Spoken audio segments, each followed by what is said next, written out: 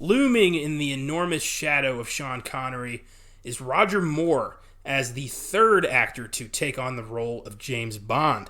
And in this, his debut film, 1973's Live and Let Die, we see James Bond traveling to Harlem, to New Orleans, and the fictional island of San Monique, where we see Bond take on the world of voodoo and a deadly ambassador / drug kingpin with an agenda to create millions of new drug users in a very complex plan that basically just adds up to sell drugs. Yes, yeah. This is our connector to Wes Craven's The Serpent and the Rainbow, and we hope you enjoy this bonus episode, our first Bond film. I'm Connor Eyzaguirre. And I'm Austin Johnson. Welcome to Filmgazm.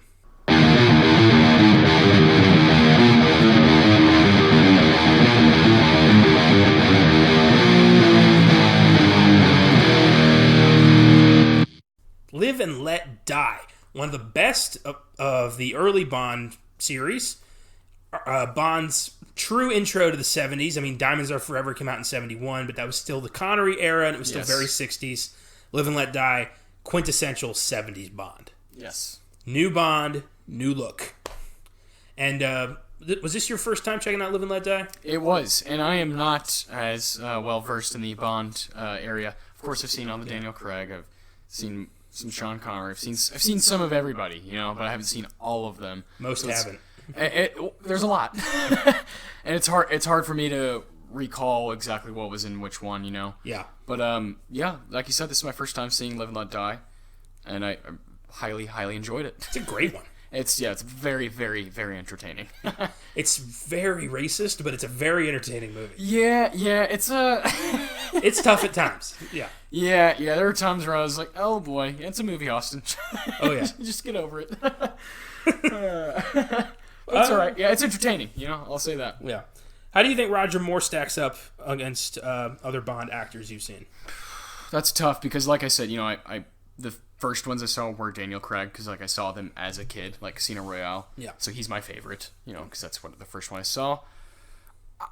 I really like him. I think he has a more subtle look, maybe. Sean Connery, very strong structure, very, when I think Bond, I think Connery for sure.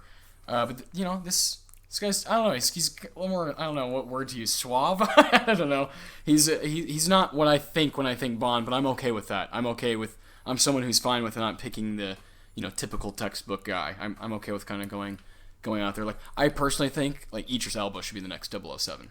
Okay. I think that'd be fucking badass, pick a British guy who's just looks way different than what we're used to. I'm more in the Michael Fassbender, Henry Cavill camp. Totally fine with that too. Yeah. Fassbender for sure would be my top pick besides Elba. Yeah. That is cool. My first Bond film was Die Another Day, Pierce Brosnan.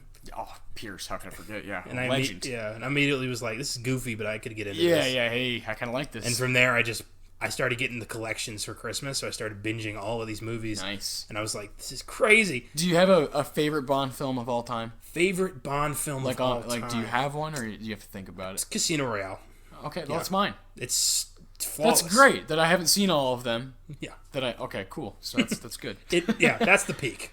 Awesome. There are some great awesome ones. Movie. It's a great, even if it's just stood alone. It's a great movie. Casino Royale is flawless. It reinvented the franchise. It's close to a 10 for me almost. It's solid 10 for me. Oh wow, okay. But there are some other ones that are just classics to me, like License to Kill is fucking awesome. Of course. Bond going rogue to avenge a friend. It's great. That's great. Rescinds his 007 status just to fuck with this drug lord. That's awesome. That's fantastic. And I love GoldenEye. That's a great one. Yes, yeah. From the Moore era, The Man with the Golden Gun is fucking awesome. Mm-hmm. Christopher Lee is the bad guy. Oh, man. He's this assassin with a golden gun, $1 million bullets. I need to see that. And he wants to kill James Bond so he can be known as the man who killed James Bond. Okay. It's fucking awesome. I'll have to check that out, yeah. Really good movie. Yeah, I would love to see a top 5 Bond film. I did a top 10. Oh, you did? Years ago when we first started Filmgazm. It's on the site. Oh, beautiful. Yeah. That's before Spectre, but honestly, I don't think that's on there anyway. Okay. That's fair. Spectre's alright, yeah. I've seen all the Bond films at least 5 times apiece. What do you think of Skyfall? I love Skyfall. The one of my favorite podcasts, The Rewatchables, they just did a rewatchable, hour and a half on Skyfall. Just nice. Skyfall. I was nice. Oh boy, Connor would love that. It was really cool. Yeah. I loved Skyfall because Quantum was so disappointing. Oh, Quantum's not good. It's terrible. Yeah, like really, like bad almost. Yeah. It's probably at the lowest. It's not the worst Bond film. It's like lower tier though, it's right? down there. Yeah, big time. Because there's so many Bond films, you kind of have to separate them into like stages, you know, and that's like in the low stage. There's 24. I'd say 23 of them are great. Like I love almost all of them for what they are. There's a few that are really hard to watch because they're so boring. Wow. Yeah, Quantum's one of those. Yeah. Honor Majesty's Secret Service is another one. Mm-hmm. But the rest of them are pretty good. Are watchable, yeah. For Your Eyes Only, I didn't like for the longest time. I watched it recently, and I was like, you know what? There's something here. Okay, so, I like that. Yeah. Cool, man. Definitely. I could talk about the Bond franchise all day. It's a fascinating, it's a really fascinating franchise, yeah. So much fun. And Live and Let Die could have it was the film that could have ended the franchise because it was a new Bond. Because Lazenby did not work out, so they brought Connery back for Diamonds Are Forever, but he just came back for that movie, so they needed somebody else, and Roger Moore was the pick. And if Live and Let Die had failed, this franchise was dead. Yes, and it was great, and it worked. And it does a great job of feeling like a different kind of Bond. Yes. They're all supposed to be the same man, but they're not. Oh my God, no! It doesn't work. I love the idea that the theory that James Bond is not a man, but it's a code name passed from agent to agent. Yes, that makes perfect sense. Yeah, that makes sense to me as well. Yeah, so good.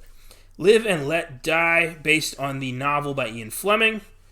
Most of the Bond films were based on Ian Fleming's novels until they ran out of novels. The film grossed 161 mil on a budget of 7 million. It was a massive hit. Most of the Bond films were pretty successful. It was directed by Guy Hamilton, who also directed a lot of other Bond films, including, I believe, Goldfinger, and Goldfinger, Live and Let Die, Diamonds Are Forever, and The Man with the Golden Gun. So he was great. Wow. He was a good That's dude. a nice chunk. Oh, yeah. And Goldfinger is considered by many to be the best of the franchise. Yeah, like the quintessential Bond film. Yeah. It is really the moment where Bond came into his own, or became its own kind of genre almost. Yeah. And it's great. It's wonderful. Great. That is one I have seen, yes. Wonderful. Goldfinger. Ugh. Yeah, my plan is... We'll find a way for that to be a bonus. I think you're about to say something. I think you're going to answer that. My plan is to do every Bond film at some point. Possibly as Weird Shit Wednesdays, possibly as bonuses, but we are going to talk about this. I feel like there's almost too many for us to do an episode on all of them. Well, the way I thought we would do it is we take it a Bond at a time. We do the Connery Bonds, we do the Moore Bonds, we do the Daltons, we do the Brosnans. Yeah, separate them. We do the Craigs. Yeah.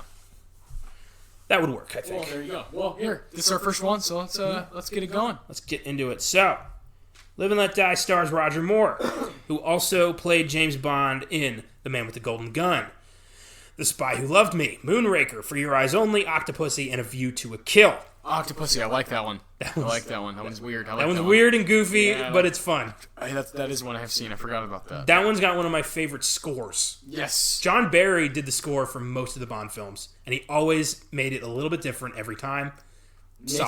Makes it a character. You know? Yes, he does. Yeah, it's really cool. And, of course, the theme song was done by Paul McCartney of the Beatles. Nominated for Best Original Song, became one of his signature songs, one of his greatest hits. Didn't you see that guy live a little while ago? I saw Paul McCartney live in Arlington, Texas a few months ago. Yeah, go ahead and... did he play the song? He played the song. He played Live and Let Die. And he played like a 3-hour show. It was crazy. He has to. And like, tons of Beatles songs, tons of Wings songs, a lot of new stuff. Like he went all over the map. It was so good. So, do you mind saying how much you paid for that ticket? It was about $90. Okay, 90. And where was it at? It was at Dallas. It was in Arlington. Okay, at that baseball stadium. At the baseball stadium. Okay. Yeah. So there's what? Like, how many people are there? 1,000. Like huge. I've never been to a bigger show. So there's people. Obviously, the stage is like on the field, and there's like people all filled out. Yeah, everywhere. It was the first. So what? Like 30,000, 40,000? Possibly. It was the first rock show ever at that stadium. That's so cool. Yeah, and of course they're going to do Paul McCartney for their debut. Yeah. Oh wait, was it at the big football stadium or at the baseball? It was at the baseball stadium. Oh, okay. So it was like open, like you could see the sky and everything. That's fucking badass. It was great, and the show started at dusk. Oh my god. Oh, it was nice. Think about how much, because you spent 90. Think about how much money if there's, say, 30,000 people there, Jesus. and the minimum is 90, say, or 80 or whatever. Oh, boy. Oh, we bought the cheap seats. Oh, big time. Yeah, so would I. I would, too, because I looked up what the expensive ones were, and, yeah, they're not fun. Hell no, but we had really good seats. It was weird. Well, those giant shows, they kind of make it to where... They make it to where the production, it's such a large scale and so big that every seat's good. There was no opener either. Paul just walked out on stage and broke right into A Hard Day's Night. Who's going to open for him? Yeah. It was so cool. Me and my mom were both like, we're at a fucking Beatles concert right now. Like, we had this moment of like, this is never going to happen again. Yeah. This is amazing. Well, no, yeah, it definitely hasn't happened. Once in a lifetime opportunity. It was, oh my God, it was amazing. Stellar. But I did not expect to hear Live and Let Die.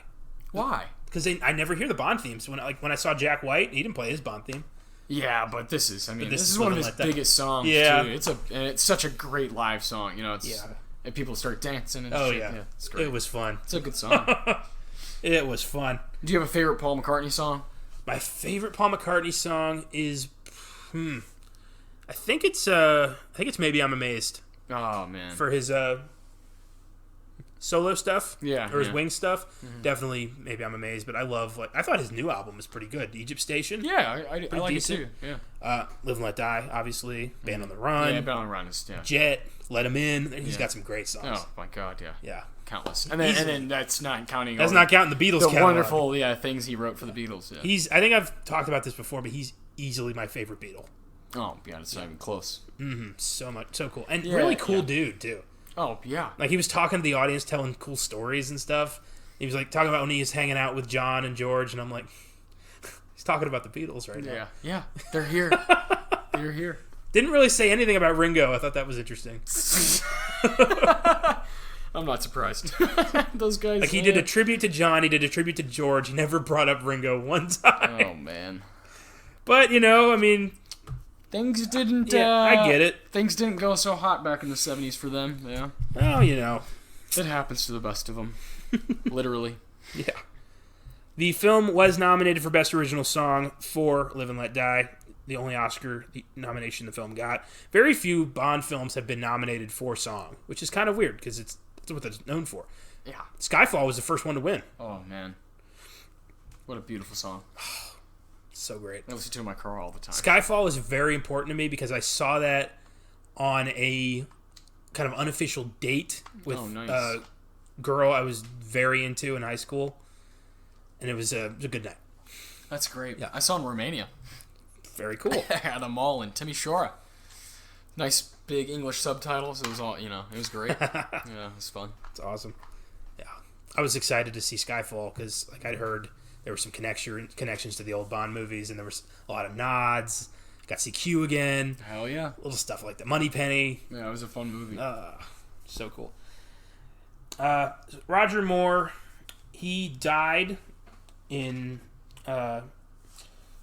recently in 2017 at 89 years old.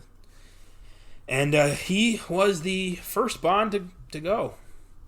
And I remember reading at the 2012 Oscars, they were going to, it was the 50th anniversary of James Bond.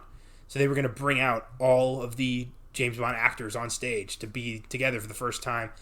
And everybody accepted except Pierce Brosnan. I was so pissed. They got Connery to come back, but Brosnan said no, so the whole thing fell apart. Ugh. Fuck you, Pierce. Why would you do that? It wasn't about you. He was still bitter, probably. Yeah, it's about Bond. Yeah, because Craig took his job. Craig took all of his fire, yeah. He's just better. He is better. He's way better. Yeah. Oh my god, not even close. The villain is Dr. Kananga, played by Yaphet Kotto. Popular actor, appeared in Alien as Parker. He was also in Homicide: Life on the Street. And he was in The Running Man. He is a cool dude. I like Yaphet Kotto. He's a great actor. He plays Mr. Big. I'm so glad that was a minimal thing in this movie because Mr. Big is fucking ridiculous. Oh, man. Oh, boy. Jane Seymour plays Solitaire, the Bond girl. Jane Seymour also appeared in Somewhere in Time, movie I watched recently, which was very, very sweet. Very nice. Yeah. Such a sad movie. I've heard, yeah. It's Jane Seymour and Christopher Reeve. And they became very good friends doing the movie. But Christopher Reeve is this kind of lovelorn poet who goes to this hotel in Mackinac Island in the upper, I think, New England area. And he sees this painting of this picture of a woman from the 30s or the 20s. Who's so beautiful, and he's enraptured by this picture. And he starts becoming obsessed with finding out who this is. And yada, yada, yada. He figures out time travel and goes back in time to meet this girl. And it sounds hokey, but it's very endearing. And the ending was so goddamn devastating. It's ridiculous. Oh my god! If you ever have the opportunity, you need to see Somewhere in Time. Yes. No, I will. I will. Oh my god. She also was on. She had her show Dr. Quinn, Medicine Woman, for a while. Yeah, I always liked Jane Seymour. She's beautiful. Indeed. Yeah, and Bond. We're gonna talk about this later, but I think Bond kind of raped her in this movie. But that would be what we were talking about earlier. When there's some fucked up stuff in this movie, that would definitely be. Yeah. This is one of the few Bond films where Q, Desmond Llewellyn, does not appear. I'm not really sure why. He gets his gadgets from M in this movie. Bernard Lee, who played M for a long time. And then Lois Maxwell is Moneypenny, who also played Moneypenny for a long time, up through the end of the Moore era. And, yeah. David Hedison is Felix Leiter, also played him later on in License to Kill. One of the few people to play Leiter twice. And then, of course, we've got Clifton James as Sheriff J.W. Pepper. Arguably the most racist character in the Bond franchise, not including that time Bond himself turned into a Japanese man. You only live twice. Yeah, it's pretty tough to watch now. Literally, all they do is give him, like, a bowl cut. It's bad. They dress him in a kimono. I'm not even joking. But Sheriff J.W. Pepper is pretty ridiculous. Yes, indeed. And you do see him again in the Bond franchise. He is also in The Man with the Golden Gun. He's on vacation in Japan and just runs into Bond. Hey! It's ridiculous. Oh, boy. I can't wait. Yeah. My uncle is he read all the Bond films. He's read all the Bond books. Huge Bond fan. So he always tells me if the movie's close to the book.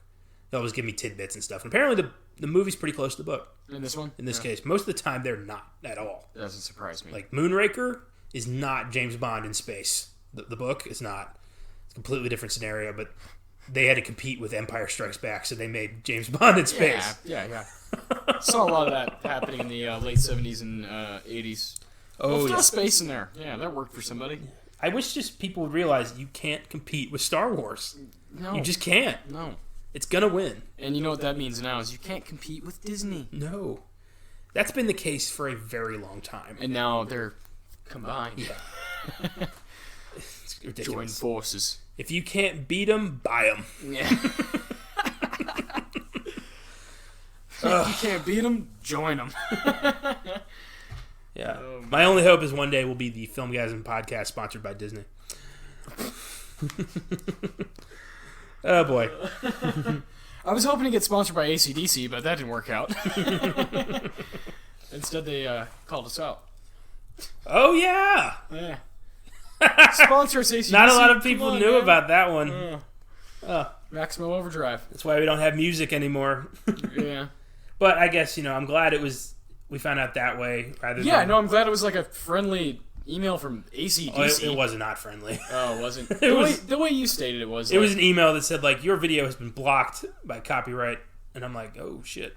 Oh, boy. I knew immediately, like, it's... No, like, hey, heads up. No, like, it's gone. Like that. Jesus. And I was like, well, shit, okay. Thanks, guys. Yeah. Love your music. All right. It was, like, less than a second after going on YouTube, too. It was kind of amazing. Jeez. Oh, boy. Gotta love those corporate. Mm-hmm. So let's get into the story of Live and Let Die. Pretty cool. So, it starts out, 3 MI6 agents are killed under mysterious circumstances, one in the UN headquarters in New York City, one in New Orleans, and one in San Monique. The UN guy gets a pulse through his head, which is pretty crazy. And then the guy in New Orleans gets killed in a fake funeral, which I thought was a brilliant concept. Yes. the guy just walks up behind him and he's like, "Oh, whose funeral? Yours." Knife in the back. Wild. That scene like shows you just how influential Kananga is, because all those guys are on his payroll. Yes. And then in San Monique, one agent is killed in a voodoo ritual by Baron Samedi, or one of his people. I love the Baron Samedi character. It's the only time Bond ever went slightly into the supernatural. Yeah. Oh, man. So they were monitoring operations of Dr. Kananga in San Monique, the ambassador. He's hiding something. Apparently he's in cahoots with this Harlem gangster named Mr. Big. I just love saying Mr. Big. Mr. Big! It's so ridiculous. So obviously, there's only one man for this job after the other three were killed. James Bond, Agent 007, the fourth choice. Oh, man. He is sent to New York to investigate Kananga, and the way we meet Bond is, of course, he's in bed with a beautiful Italian woman, Miss Caruso. Yeah. And, not gonna lie, I really like Miss Caruso. She is smoking hot. She's stunning, yes. My God. Indeed. Bond, how do you do it? Well, he's James Bond. But there's got to be more to it than that. I don't know. He's kind of a goofy dude. Especially as Roger Moore. Yeah. I don't see him pull in that kind of... No. I don't see it. You see it from, like, Pierce Brosnan. I can see it as Sean Connery because he does not take no for an answer, but... Literally. Moore? I don't know. Boy. Oh, no. Dude, Sean Connery slapped more women on camera than any actor ever has. It's pretty ridiculous. You ever see that video where he justifies slapping a woman? No, I haven't. Like, the man is like... He said he slaps his wife whenever she gives him lip. And he's like, "Oh, I think it's totally my right as a husband." Or actually, it was more like, "Yes, it's my right as a husband." It's really fucked up. And the host is a woman too, and she's just glaring at him the whole time. It's pretty bad.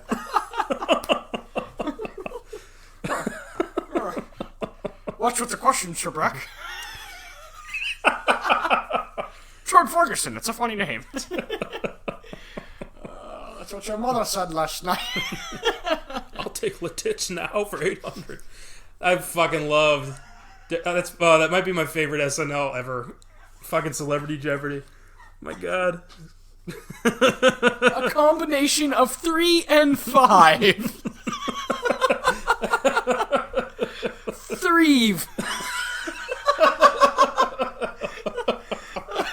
Oh my God! Who knew that Sean Connery would offer up just genius Saturday Night Live sketches? Oh my God! Oh boy! I got a joke for you.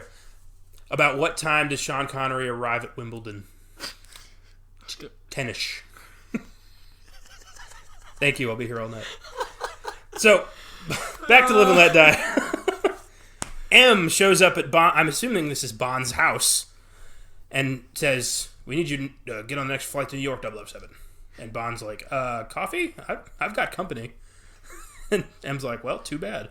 Moneypenny shows up and helps Bond keep Miss Caruso a secret because he's not supposed to be boning this Italian agent. And we see Bond's magnetic watch, and he goes to New York. And just after he arrives, his driver is shot dead by one of Kananga's men, and Bond takes this in stride. Roger Moore's Bond is never fazed by anything. Nah. He's always just like, "Oh, hello, old chap. Oh, you're dead? Okay, well, I'm driving now." Okay. Every single one of his movies, like, I never see him kind of react. He's always just like, "Oh, goofy comeback." It's pretty ridiculous. I also like to live dangerously. I'll stay. Oh my God. Sir, I suggest you hit.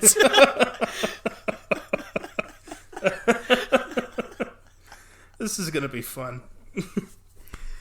So Bond, he ends up finally getting to meet Felix Leiter, his CIA friend, who's also investigating Kananga after a car crash. But I love Bond calls Leiter, and Leiter's like, "Bond did what?" He caused a pileup after being in the U.S. for 5 minutes. And Bond does they do a trace on the killer's license plate, and that leads Bond to Mr. Big, a ruthless gangster who runs a chain of restaurants throughout the United States called Filet of Soul. And we also see Kananga talking to Solitaire, his psychic, who says that a man is coming who will bring ruin upon Kananga. And that's, well, obviously it's James Bond. Yes. It'd be weird if it was anybody else. And Mr. Big, when he meets Bond, immediately is just like, kill this son of a bitch. It's actually kind of awesome. Yeah. Nobody ever does that with No Bond. hesitation, yeah. Just like, I don't need to hear your name. Fucking, you're out of here. This guy's annoying as hell. Yeah. So they take Bond outside because they can't just shoot him here. They always got to go somewhere. They always got to do some elaborate death. Gets old, but I do love it. Bond overpowers them ridiculously, just like hits him with a fire escape or something. He escapes, and he flies to San Monique to investigate one of the other murders. And that's where he meets Rosie Carver, CIA agent, who actually is, I think, the first official black Bond girl. Yeah. Mm-hmm. Yeah. You're right. Because prior to this... It's on the poster and everything, yeah. She's not a very good character. No. Like, at all. No. Nor a very good actress. No. Yeah. She's a double agent, kind of. Yeah. It's not very clear. I think she's just inept. I don't know if she's particularly evil. I think she's just bad at her job. Yeah, that happens a lot. But she's extremely superstitious. She sees the hat warning, like voodoo warning, and is immediately like, Bond, like, James, don't leave me alone tonight. And James is like, oh, well, of course I won't. Yeah, well, if you say so. Guy has zero control. The guy's a goddamn sex addict. It's ridiculous. Yeah. Well. I mean, he turns he goes out of his way to have sex with Solitaire. Like, he goes and buys a tarot deck. Like, it's ridiculous how incredibly, like, the amount of effort he puts into that. Earlier he does a tarot reading with Solitaire and pulls the Lover's card and is like, oh, is this us? Like, dude. It must be. It's amazing. Dude, if I had one iota of James Bond's confidence, my entire life would change. This man's ego is the size of the fucking sun. It's ridiculous. I love it. I mean, you save the world a few times, you get that confident. I understand. Oh my god. So in San Monique, they meet up with Bond's friend, Quarrel Jr., who is supposed to be the son of the character Quarrel from Dr. No, a Jamaican man that Bond accidentally got killed by a dragon. Long story. And Bond fans are laughing right now. I just know it. And he takes them by boat to near Solitaire's home. Bond is already suspecting Rosie of working for Kananga. Not really sure why. And she gets killed by Kananga after she threatens to tell Bond the truth about what's really going on here. So she was short-lived. Live and let die. Yeah. Doesn't make a lot of sense, the title, does it? No. Most of the Bond films, like, what the hell does A View to a Kill mean? I don't know. Just catchy. So inside Solitaire's house, Bond shows up with a stacked deck of tarot cards that show only the lovers in order to seduce her, which I have problems with. I think that is borderline rape. Yeah. No, He's manipulating her using her religion. I think it is. Yeah.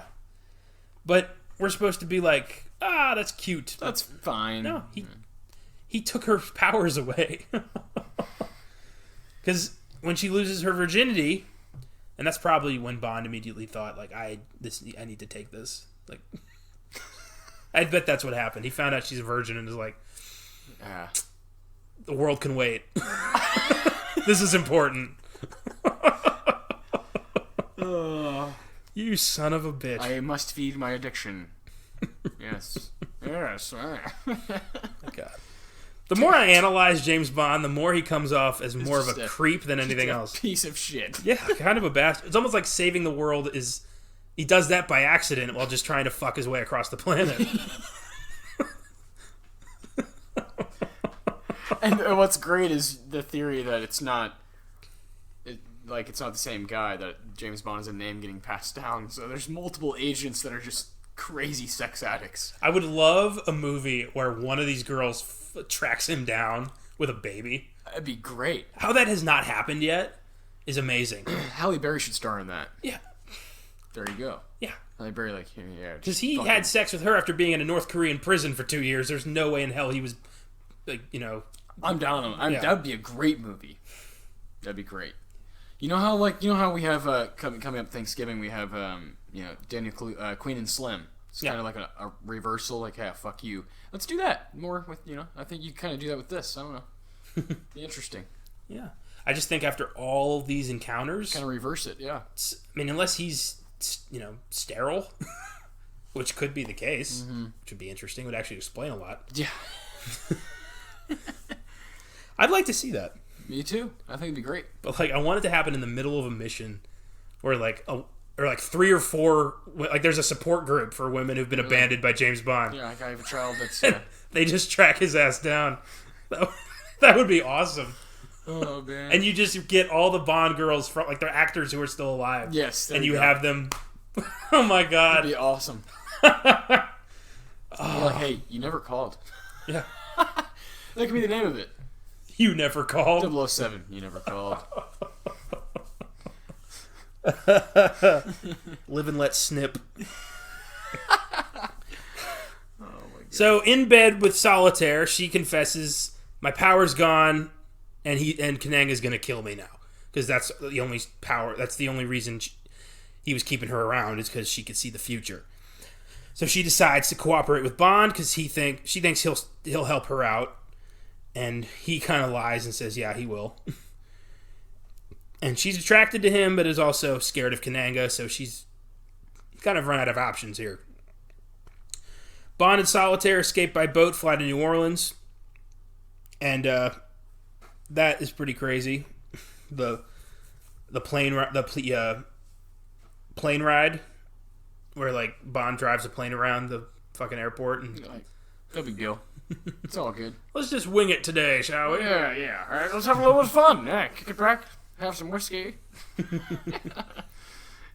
And I think that's around the time where we get the boat chase. Indeed. That is pretty cool. Indeed. What a stellar scene. Oh, great. Perfect action set piece. Yeah, that's what we love. And just the right amount of racist New Orleans cop. Yes, bumbling idiots. Yeah. Sheriff J.W. Pepper. Just pulling over the black guy and saying, "I know this ain't your first time doing this." Oh, boy, man. He calls everybody boy. Yeah, yes. Jesus Christ. Boy? Yeah. It's tough. No, not cool, man. I think the worst part was when he's like, "Oh, my brother-in-law, Billy Bob's got the fastest boat in this area." And you see one of the black henchmen go up to Billy Bob, and Billy Bob's just like, "What are you doing around here, boy?" Fuck, man. Oh my god. It's a 73. Yes. Yeah, it is. Oh, 73, Louisiana. I think they were actually being pretty tame. Honestly, yeah. It'd still be being tame. Jeez. But that chase scene's pretty fucking awesome. Yes, it is. Stellar. And very well made. And it ends in a pretty brutal way. Bond douses the guy in fucking gas and lights his ass on fire. That's how I expected it to end, yeah. Yeah, you forget that underneath all the bullshit and the bravado and all that, he is a highly trained secret agent with no, conscience. Yeah. He's got to be a sociopath to do this job. Mm-hmm. And I think Craig's Bond played that better than anybody. 100%. I think that's what he has over everybody else. The morality of what he has to do. Mm-hmm. Really, it gets to him, but he fights it off with booze and women. Bond's just depressed. Yes. This is not the identity he wanted. So in New Orleans, Bond goes to the Filet of Soul restaurant, and there the performer starts singing "Live and Let Die," which I thought was neat. Oh yeah. And he again gets sucked down in a little elevator where he gets captured again by Mr. Big, and he's just like, "You've been a real pain in my ass, you honky bastard," or whatever the hell he said. Honky bastard. And he says, and Bond's like, "Oh, so you're Kananga's lackey," and Mr. Big's like, I just want to know one question. And he points at Solitaire and goes, "Did you mess with that?" Oh, so demeaning. Fucking Did you mess with that? Oh, shit. Oh, God. Oh, boy. And Bond's just like, "You're clearly afraid of Kananga, and I will only talk to him." And Mr. Big's like, "Don't you fucking sass me. Did you mess with that?" And Bond's just like, "I will talk to Kananga." And that's when Mr. Big rips his fake face off to reveal he fucking is Kananga. Yep. What? It's actually pretty impressive makeup. It is. Did you know it was him? No, I really didn't. I was kind of shocked by that. Yeah. But also, this is my first time seeing the film, so yeah. Yeah, and a first time viewing, like, Kind of blew me away. yeah, it's one of those. It's a pretty cool reveal. And so Kananga's like, all right, now he's back to being polite. He's like, "Did you touch her?" And Bond's like, "Well, I don't kiss and tell. It's not my. That's between me and the lady." Just basically saying, yes, all night, 3 or 4 times. Just say no, Bond. Oh my God. So of course Kananga starts laying out his whole plan, because that's what these guys do every time. They never just put a bullet in Bond's head. I feel like I could very easily take down James Bond if I was one of these villains. Agreed. With like if you just had a group of people who just like really put their heads together. Yeah. You take Bond's Walter, you put it against his head, you blow his brains out, you throw the body out back. Bang. You rule the world. It's Game easy. over. They always got to do this elaborate ass death where they explain the plan to him and give him plenty of time to stop them. And what he's going to do is he has been producing limitless heroin, and he's been protecting the poppy fields by exploiting the locals' fear of voodoo priest Baron Samedi, as well as the occult. Very smart. And using Mr. Big, Kananga is going to distribute the heroin free of charge at his Filet of Soul restaurants, which makes me laugh. Like, I just picture, steak dinner, get a free heroin or something. Like, I don't know how he's like going to do that. Distribute it, like, everybody who comes in gets like an 8-ball? Like, how's that going to work? But this is going to increase the number of heroin addicts, and then when there's, a million new addicts, he's going to bankrupt all the other drug dealers with this giveaway, and then he's going to charge like through the roof prices for his heroin later on in order to capture this newfound addiction. And basically he's going to create the demand and have the supply, which is interesting, kind of a convoluted. Really? That's the best you could do? Yeah. Really? Kind of sloppy there, buddy. All your resources and you're just going to peddle heroin? Like, That's what you're doing? It seems like a pretty average thing to do there for... Does Bond really need to be here for this? I mean, this is a guy who stops, like, nuclear wars and, takes down the Russians and Spectre and all that. This guy's a 2-bit heroin dealer, basically. Yeah. Like, he's making a lot more of it. Stakes don't feel too high. They don't. Not usual. Like, to put this in perspective... Prior to this, Blofeld had a space laser made of diamonds that he was using to blow up cities. The one after this has a psycho, Russian guy living in the water who's going to use nuclear weapons to bomb the entire world and create a new life of mer people or something. We're going to live under the water. It was not very clear. He was kind of a nut job. But the stakes are pretty damn high. And then right after that, you've got this crazy dude who's going to use this extinct flower to poison the entire population of the world and rebuild humanity in his own image. And in between all that, you got the heroin dealer. Yes. In between all of that, this grand, yeah. I mean, Kananga's a good bad guy. He's just not... I feel like he's not a Bond villain caliber. No, yeah, it'd be fine in like a... I don't know. Yeah, just like you said, yeah, the stakes aren't high enough for James Bond to be... Also, he was like the 4th option. Yeah. You know what I mean? So this really isn't... Yeah, I don't know. It doesn't feel right. Well, it's Roger Moore's first go-around, so maybe they're just being easy on him. Yeah, I guess. It's a good movie, though. Very, indeed. So, Bond's like, oh, well, isn't that interesting? So Kananga's like, all right, so I'm going to test to see if you really did take away her power. And he brings out his henchman, Tee-Hee, the guy with the metal claw. It's a pretty cool bad guy. And says to Solitaire, I'm going to ask you some questions, and if you're wrong, I'm going to have Tee-Hee here snap off some of Bond's fingers. And he asks her if the serial number on Bond's watch is correct. And she fails the test, but he doesn't do anything for some reason. Because it's James Bond, I guess. I mean, go for broke. Snap off his ring finger. Do something. So he just tells Kananga tells Tee-hee, take him to the farm.